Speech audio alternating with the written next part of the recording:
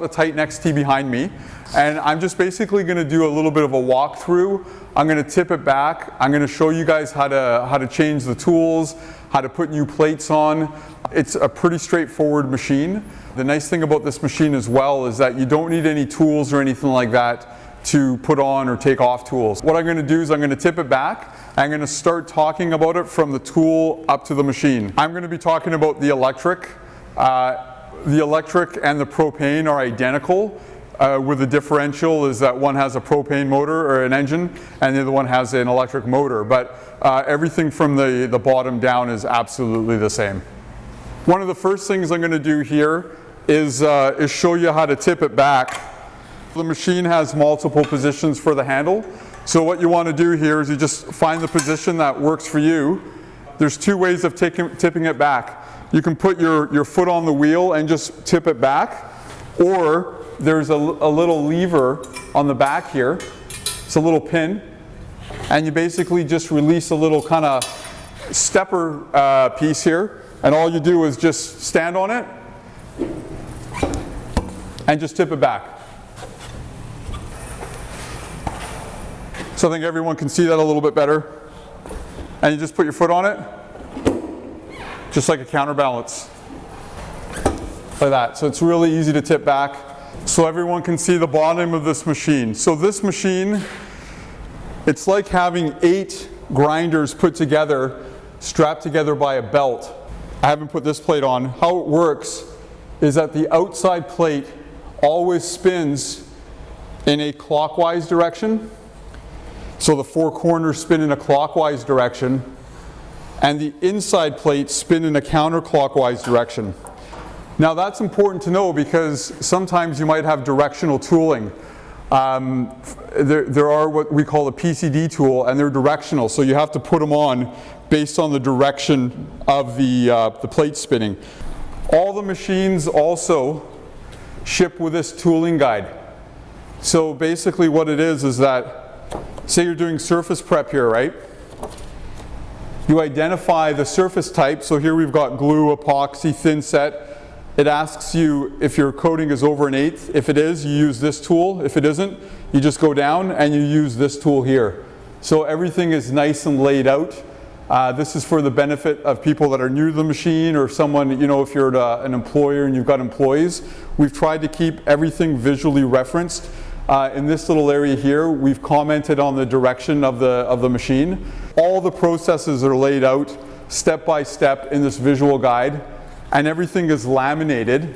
So, you know, it'll last for a long time. It's laminated there, and it comes strapped onto the handle of your machine.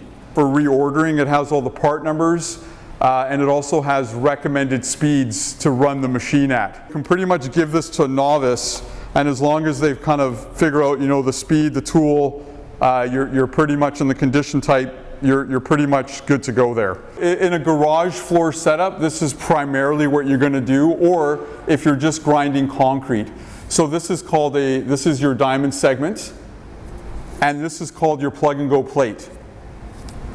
And the tool, based on the tooling guide, it gives you a configuration setup. For surface prep, the configuration setup is this. See that the tools just magnetically hold in place. Now on the back of this here, if you can see that, that's called a shear pin. Everything that we make has a shear pin. This shear pin is designed to break, so you don't break a belt. We always want to create a weak point somewhere so we don't have to ever change the belt. Changing the shear pin takes about 2 minutes. Changing a belt is about 2 hours, right? So we want to eliminate downtime on the machine. So should you break one of these, all you do is you use an Allen key and you just put a new one on, and then away you go. So you're up and running in 2 minutes. You've got what's called a compression foam. It's like a shock absorber on a car there. So the machines come with 2 sets. One has the letter H, and that's hard. So if you're doing surface prep and you want to grind the floor flat and smooth, and you want to, you know, get as flat a floor as possible, you'll want to use those, the hard ones. The soft ones are a little squishier, and they're designed for this plate to contour and follow the floor a little bit. So sometimes when you're polishing concrete, you want that. You don't need to flatten the floor, you just want to kind of follow the floor and the contour. You always use a yellow foam. Don't ever run the machine without a foam. The machine will grab, will buck, and it's just not a great user experience. So again, everything comes together. Everything is put together by hand. You don't need any tools.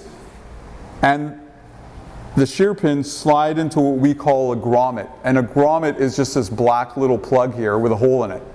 And again, this is a consumable item. Your machine comes with extra ones. So should you break the shear pin, you might damage the grommet. So you basically pop out the grommet with a screwdriver and you just put another one in. So we've built in inexpensive consumable parts that are easy to change, so you don't have to ever come back and repair the machine. How we put this together is that we just line it up and just press it in. The next thing we have here to adjust is our dust skirt. And your dust skirt is about 1/8 of an inch to 1/4 of an inch off the floor there. You don't want it to drag on the floor because your machine will drag on the floor and you'll just get drag. The machine will be hard to push around. Pretty easy adjustment there. You just got your middle. That just comes off. Just get this. You just eyeball it where you want it to be. So I'm going to go about 1/4 inch, between 1/4 and 1/8. You put this back on, and that's it. So you don't need to bring any tools to the game. All of this stuff here is all done by hand. We're ready to do some grinding. Now just remember, this machine's nice and easy to push because it's got the counter rotating heads. The machine's going to do all the work, you just kind of let it run there. Like so. We're going to adjust the handle to where we like it. There's a pop pin here. You just pull the pop pin out, lift the handle, find your position, let the pop pin go all the way in. Make sure the pop pin is fully inside the handle there. Don't let the pop pin be kind of like half hanging out. It's got to fully secure in there. This here is your vacuum system here. We get our vacuum hose here. You've noticed this electronic box here, right? This is called the VFD, Variable Frequency Drive. We've taken all the controls out of the VFD and we've moved them into the handle. So basically, the user operates the machine from the handle. The user does not operate the machine from this panel. If you start pushing the buttons a lot, you can disengage that function. So you want to avoid that. We got a dial here, and that's our potentiometer. That's our speed control here. And you can read the speed in the panel. So you'll see this, the little display panel on the machine will display the speed for you. On the propane machines, there's a little display up here, but on the electric ones, it's just in here. This machine will run on single phase or 3-phase 230 volt. So whatever you got incoming, it will auto sense, and a dongle is supplied. So this here ships as a 3-phase machine, and then we have a dongle that converts it into a single-phase machine. In our case here, I'm just going to run it as a 3-phase machine. Line up the ground. The ground has a notch in it. Just line up the ground, plug it in, and just give it a bit of a twist, and you'll hear the machine energize and turn on. You normally run this machine at about 600 or 700 pad speed for prep. You can go up and down, but start at about 600 or 700. So what I've done here is that I've adjusted this dial, and then on the control panel, I've got it now, it says 618 pad. I've got a start button, a green button, and a red button. You take a little load off the handle,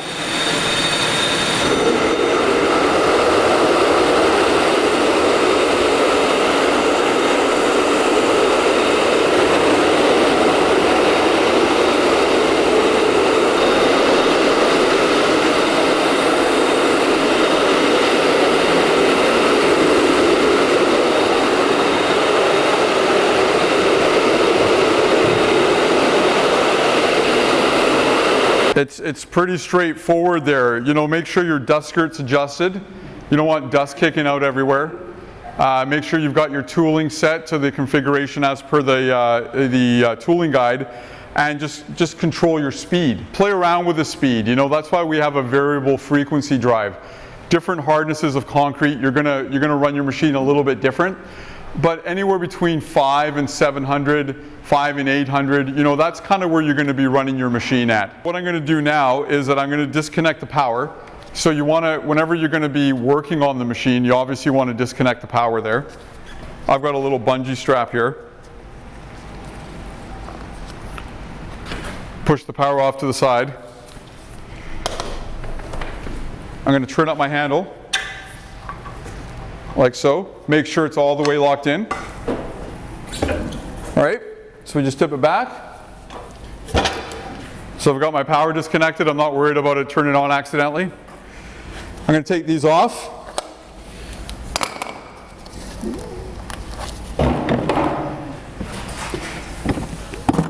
These are the bush hammers here, and they're basically like little rolling pins. Now, when I'm putting them on, I always like to inspect them. You know, these get a lot of abuse there, so you want to make sure everything is tight.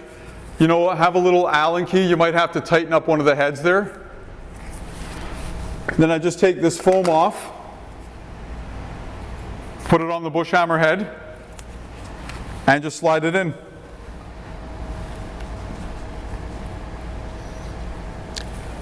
Do you mind just grabbing me a little bit of Jigaloo? This is a brand new machine, so these grommets are a little bit tight. So I just like to kind of pre-lube them a little bit.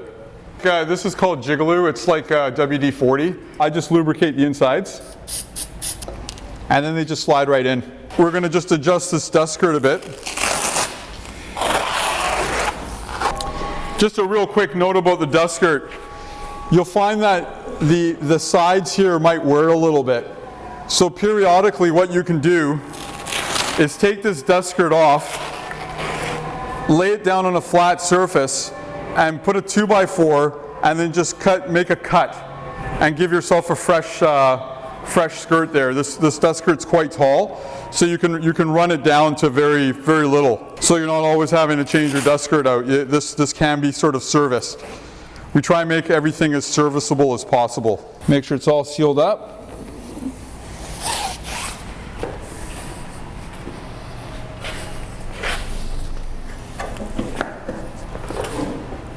Drop it down. Before I start the machine up, I always like to make sure that my speed is set. Say you were taking the vacuum on and off, you could have accidentally bumped this dial, or someone could have turned it up by accident.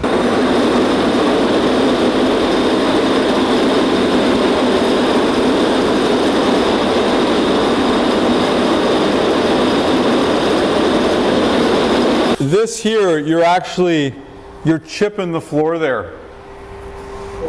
This is aggregate. You're actually ripping out aggregate here. This machine is designed, it's going to plane, and it's designed to take down the high spot. And when it's taken down the high spot, you'll see that you stop getting a lot of dust. It's like flatten it out. So you want to, you know, when you're taking down high spots, you can take down too much, and you start creating, you know, a ripple effect, right? So take your time with the machine, have a straight edge, and just make sure you kind of check it out. But I mean, this probably took down a very, very healthy, you know, almost 1/8 of an inch there in no time at all. So this is a really fast way to take down a floor. So if you have a hump there, what you want to do is mark out your hump with spray paint, and then start taking it down from the center, working out. And that's gonna take, you know, unlike a shavers you can make a mess of the floor. This is a more linear system, but you just operate the machine, let the machine do all the work. Don't start running the machine. You'll get a feeling when that high spot is off. You won't be getting this coming up. On really hard garage floors, their floors are so hard that they're actually doing a quick pass of the bush hammer first and then grinding it, just so they open up that floor. Another thing that this will help get rid of is any spalling. So if you've got moisture trapped in concrete and it's curing, sometimes it can spall.